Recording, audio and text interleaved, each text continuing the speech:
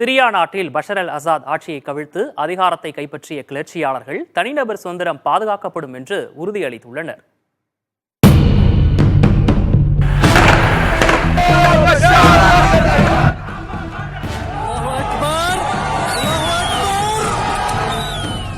அபு முகமது அல் Golani தலைமையிலான கிளர்ச்சி படைகள் சிரியாவை கைப்பற்றியுள்ளதாக 8ஆம் தேதி அறிவித்தன.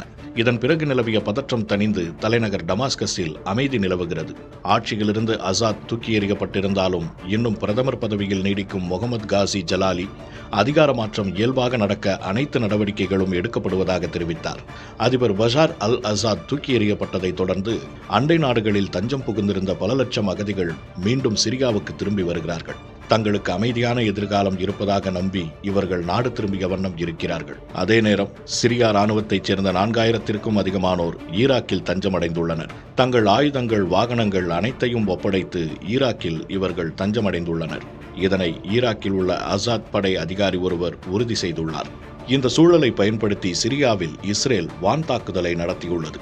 ரசாயன ஆயுதங்கள் மற்றும் நீண்ட தொலைவு தாக்கும் ராக்கெட்டுகள் உள்ள பகுதிகளை குறிவைத்து தாக்கியதாகவும் சிரியா ராணுவம் வெளியேறிய பகுதிகளை கைப்பற்றியிருப்பதாகவும் இஸ்ரேல் கூறியுள்ளது. லெபனானின் ஹெஸ்புல்லா ஆயுத குழுவினரின் ஆதரவாளரான அசாத் ஆட்சியிலிருந்து அகற்றப்பட்டிருப்பதை இஸ்ரேல் வரவேற்றுள்ளது.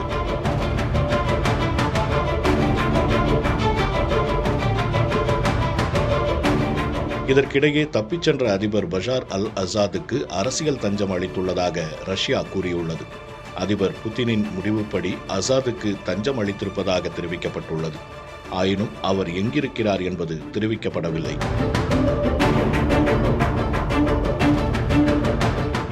ஆட்சியை கைப்பற்றியுள்ள கிளர்ச்சியாளர்களின் தளபதி சமூக வலைதளத்தில் வெளியிட்ட பதிவில் பெண்களின் ஆடைகள் மீது கட்டுப்பாடுகளை திணிப்பதோ அவர்களின் தோற்றம், உடைகள் தொடர்பாகவோ எந்த திணிப்பும் செய்யப்படாது என்று தெரிவித்துள்ளார்.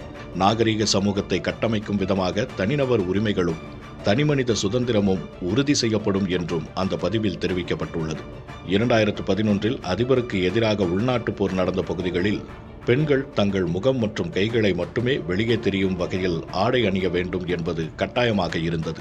29 ஆண்டு காலம் ஹபீஸ் ஆட்சியின் கீழ் இருந்த சிரியா 2000ஆம் ஆண்டு முதல் அவரது மகன் அசாதின் கீழ் வந்தது.